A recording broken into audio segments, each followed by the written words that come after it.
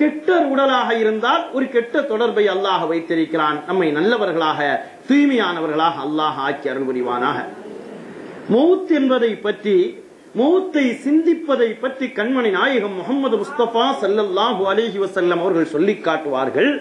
ஒரு மனுஷன் ஒரு நாளைக்கு 70 தடவை மௌத்தை பற்றியே நினைச்சுக்கிட்டு இருந்தால் அவன் தூய்மையானவனாக, நல்லவனாக, சிறந்தவனாக, அல்லாஹ்வினுடைய அச்சம் பெற்றவனாக இருப்பான் என்கிறார்கள். நாம எப்படி மௌத்தை நினைக்கிறது? செயல்பட தொடங்குகிறோம், அல்லாஹ் நீண்ட ஆயுளை தருவானாக. வெளியிலே இறங்குகிறோம், நம்ம உடலுக்கும் நம்முடைய உடலுடைய ரூஹுக்கும் உள்ள தொடர்பு எப்பொழுது துண்டிக்கப்படும் என்று தெரியாதே.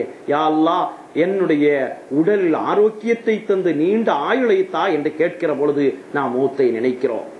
யாராவது மௌத்தாகிற பொழுது நம்முடைய மௌத்தை நினைக்கிறோம். கபருஸ்தானங்களை பார்க்கிற பொழுது நம்முடைய மௌத்தை நினைக்கிறோம். திட்டம் தீட்டுகிற பொழுது பணம் சம்பாதிக்கணும், பொருள் ஈட்டணும், பிள்ளைகளை பாதுகாக்கணும் என்று திட்டம் தீட்டுகிற பொழுது மௌத்தை நினைக்கிறோம். இப்படி மௌத்தை நினையுங்கள் என்று சொல்லிவிட்டு கண்மணி நாயகம் முஹம்மது முஸ்தபா ஸல்லல்லாஹு அலைஹி வஸல்லம் சொன்னார்கள், லவ் அன்னல் பஹாயிம தஅலமு மினல் மௌத்தி மா தஅலமூன மா அகல்தும் மின்ஹா ஸமீனா. இப்ப ஆடுகளை அறுத்து அதனுடைய கறியை நாம சாப்பிடுறோம். சில ஆடு நல்ல கொழுத்த ஆடுகளாக இருக்கிறது, சிலது மெலிந்த ஆடு. கொழுத்த ஆடுகளை நாம் பார்க்கிறோம். நல்ல உணவு, தீனி, நல்ல சுற்றுச்சூழ்நிலைகள் இருந்தால் ஆடு, மாடு இது போன்ற கறியை தரக்கூடிய பிராணிகள் நல்ல கொழுத்ததாக வளர்கிறது. கண்மணி நாயகம் ஸல்லல்லாஹு அலைஹி வஸல்லம் சொல்கிறார்கள், நீங்க மௌத்தை அறிந்து வைத்திருக்கிறீங்களே, அந்த அளவுக்கு இந்த ஆடு, மாடு, ஒட்டகை இவைகளெல்லாம் மௌத்தை அறிஞ்சு வச்சிருந்தா, அந்த அளவுக்கு அறிந்து வைத்திருந்தால் ஒரு ஆட்டை கூட கொழுத்த ஆடாக நீங்கள் பெற்றுக்கொள்ள மாட்டீர்கள், உங்களுக்கு கிடைக்காது என்றார்கள் கண்மணி நாயகம். அருமையானவர்களை கொஞ்சம் சிந்திக்கணும். நமக்கு தெரியும் மௌத்துனா என்ன. மௌத்துனா அதோடு இந்த உடல்களெல்லாம் ஸ்தம்பித்து விடுகிறது, எதுவும் இயங்காது.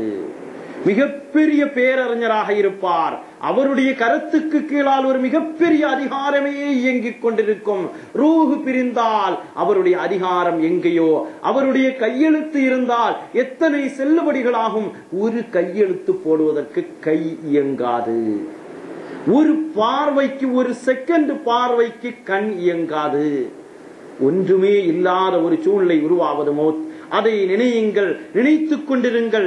அதை நினைப்பது என்பது மிகச்சிறந்த அமலாக இருக்கிறது. நல்லடியார்கள், நாதாக்கள் நமக்கு சொல்வார்கள், அதையே சிந்தியுங்கள். அந்த சிந்தனை உங்களை சிறந்ததாக ஆக்கும், நல்லதாக ஆக்கும், உயர்ந்ததாக ஆக்கும் என்று நமக்கு சொல்லி காட்டுவார்கள். சரி, இந்த மௌத்த முதலாக சுவைத்தவர்கள் யார்?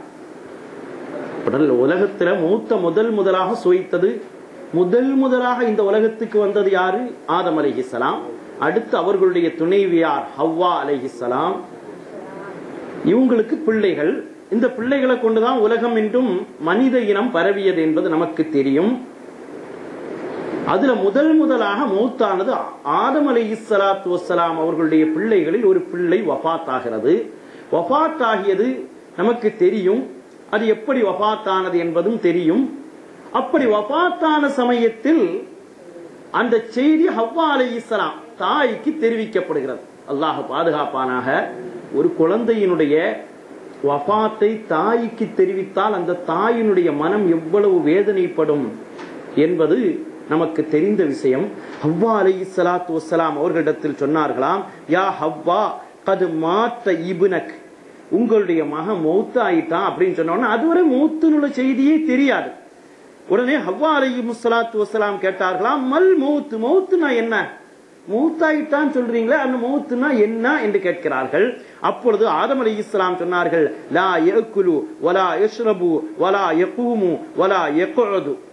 சாப்பிட மாட்டார் அந்த ஆளு, குடிக்க மாட்டார், எழுந்திருத்து உட்கார மாட்டார், நிற்க மாட்டார், ஒன்றும் செய்ய மாட்டார் என்றதும் ஹவ்வா அலைஹிஸ்ஸலாம் சப்தமிட்டு அழ ஆரம்பித்து விட்டார்களாம். மௌத்தினுடைய ஆரம்ப மௌத். அந்த மௌத்தை சுவைத்தது ஆதம் அலைஹிஸ்ஸலாம், ஹவ்வா அலைஹிஸ்ஸலாத்து வஸ்ஸலாம் அவர்களுடைய நேரடி பிள்ளைகள். நாம் அத்தனை பேரும் ஆதம் அலைஹிஸ்ஸலாமுடைய பிள்ளைகள் தான்.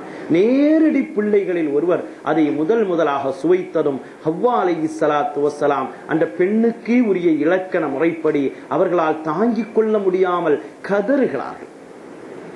அல்லாஹு தஆலா நம்முடைய மௌத்தினுடைய நாளை நமக்கு சிறப்பானதாக ஆக்கித்தர வேண்டும். நாதாக்கள் நல்லடியார்கள் சொல்வார்கள், நாம பிறக்கிறோமே உலகத்துல பிரசவ வார்டுல தாயை கொண்டு உள்ள சேர்த்துக்கிட்டு வெளியில ஒரு கூட்டம் காத்துட்டு நிக்கக்கூடிய சமயம் பிரசவ வார்டுல இருந்து ஒரு அழுக சத்தம், குழந்தையினுடைய அழுக சப்தம் வந்தா எல்லோருக்கும் ஒரு சந்தோஷம், குழந்தை பிறந்திருக்குது. என்ன குழந்தைன்னு உள்ள செய்தி, குழந்தையினுடைய சூழ்நிலை, தாயினுடைய சூழ்நிலை அறிவதற்கு முற்படுகிறோம். அந்த அழுகை சப்தம் எல்லோருக்கும் சந்தோஷத்தை தந்தது.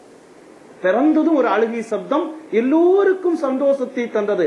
அழாம இருந்து பிறந்த குழந்தை அழாம இருந்தால் மருத்துவர்கள் அதை அழ வைப்பார்கள். அழுகை என்பது அதற்கு ரூஹ் இருக்கிறது என்பதனுடைய அடையாளம்.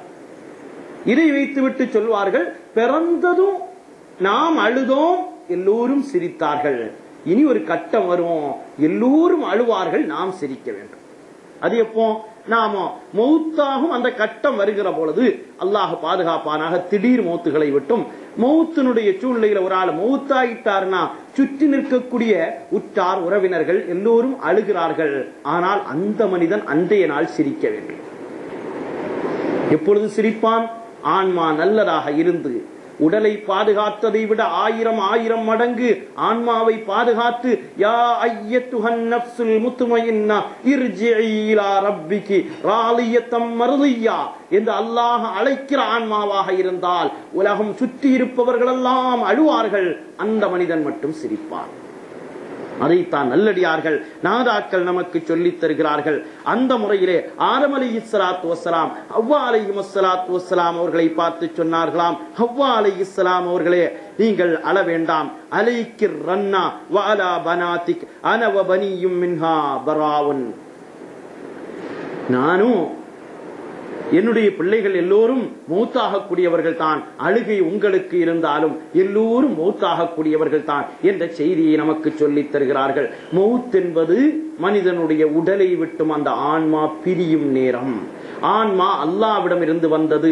ருஜூ என்ற அரபி வார்த்தைக்கு வந்த ஒருவன் திரும்பி வருவதற்குத்தான் ருஜூ என்று என்பார்கள். இர்ஜிஇ என்று அல்லாஹ் சொல்கிறான் என்றால் ஆலமுல் அர்வாஹில் இருந்த அந்த ரூஹு இந்த உடலுக்கு வந்து அந்த உடலில் இருந்து ரூஹு வெளியேறுகிறது. அந்த ரூஹு ராதியாவாக மர்தியாவாக அல்லாஹுவை கொண்டு திருப்தி கொண்டதாக, அல்லாஹுவால் இந்த ரூஹு திருப்தி கொள்ளப்பட்டதாக இருந்தால் அல்லாஹ் அடுத்த கட்டளை இடுகிறான், ஃபதுகுலி ஃபீ இபாதி வதுகுலி ஜன்னதி. என்னுடைய அடியானே, நீ சுவனத்தில் புகுந்து விடு என்ற கட்டளை அல்லாஹ் தருகிறான். இல்லை என்றால் அல்லாஹ் பாதுகாப்பானாக. அதனுடைய சூழ்நிலைகளை நாம் பார்ப்போம். அருமையானவர்களே, ஸல்லல்லாஹு அலைஹி வஸல்லம் அவர்கள் சொன்னதாக மௌத்தினுடைய நிலைகளை பார்த்தோம். மௌத்து எப்படி வருகிறது, அதை எப்படி நாம் சந்திக்க வேண்டும், அதை சந்திக்கிற பொழுது நாம் சிரிக்க வேண்டும் என்பதை பார்த்தோம். மௌத்தின் மீது ஆதரவு வைக்கலாம் என்ற நிலை வருகிற பொழுது அது வரக்கூடாது. 3 நபர்களுக்கு வரலாம். ஸல்லல்லாஹு அலைஹி வஸல்லம் சொன்னார்கள், லா யத்தமன்னல் மௌத்த இல்லா ஸலாஸத்துன். மௌத்த 3 நபர்களை தவிர வேறு யாரும் ஆசிக்க வேண்டாம், அதன் மீது ஆசை கொள்ள வேண்டாம். ரஜுலுன் ஜாஹிலுன் பிமா பாதல் மௌத்தி. மௌத்துக்கு பின்னால என்ன நடக்கும் உள்ளதே தெரியாத மனுஷனை தவிர. மௌத்துக்கு பின்னால என்ன நடக்கும்னு சில ஆட்களுக்கு தெரியாது. மௌத்துக்கு பின்னால ஏதோ கபர்ல கொண்டு அடக்கிட்டாங்க, முடிஞ்சிட்டது என்று நினைப்பவர்களை தவிர. மூமினான முஸ்லிம்களாக இருக்கிற நாம் ஈமான் கொள்ளுகிறோம், மௌத்துக்கு பின்னால் தான் வாழ்க்கையே தொடங்குகிறது என்று நியத் வைப்பவர்கள் ஆசிக்க வேண்டாம். இன்னும் சொன்னார்கள், இன்னொரு மனிதன் யஃபிர்ரு மின் அக்தாரில்லாஹி தஆலா, அல்லாஹ்வுடைய கதிரை அல்லாஹ்வுடைய கலாவை விட்டும் விரண்டோடுகிற மனிதன் வேண்டும் என்றால் மௌத்தை ஆதரவு வைக்கட்டும். இன்னொரு 2 பேரும் மௌத்து அந்த கூட்டத்தில் நாம சேரக்கூடாது. அல்லாஹ்வுடைய கலா கதிரை விட்டு விரண்டோடினால் எங்கே விரண்டோட முடியும்? இந்த உலகத்தில் இந்த நாட்டை விட்டு வேறொரு நாட்டுக்கு போனா அங்கும் ரப்புல் ஆலமீன். இல்ல இந்த உலகத்தை விட்டு சந்திர மண்டலத்துக்கு போனால் அங்கும் ரப்புல் ஆலமீன். செவ்வாய் கிரகத்துக்கு போனால் அங்கும் ரப்புல் ஆலமீன். எங்கும் அவனை விட்டும் தப்ப முடியாது. அவனுடைய கலா கதிரை விட்டும் விரண்டோடும் கூட்டமாக நாம் இருக்கக்கூடாது. மௌத்துக்கு பின்னால என்ன நடக்கும் என்பதே தெரியாத கூட்டமாட்டம் இருக்கக்கூடாது. அப்ப 3வது ஒன்றை சொன்னார்கள், மௌத்தை ஆசை வைக்க வேண்டும். முஷ்தாகுன் முஹிப்புன் லிலிகாஇல்லாஹி அஸ்ஸ வஜல்ல. அல்லாஹ்வை அல்லாஹ்வுடைய சந்திப்பை ஆசை வைக்கிற ஒரு மனிதன் மௌத்தை ஆசை வைக்கலாம். நாம் பிறக்கிறோம், பிள்ளையாக குழந்தை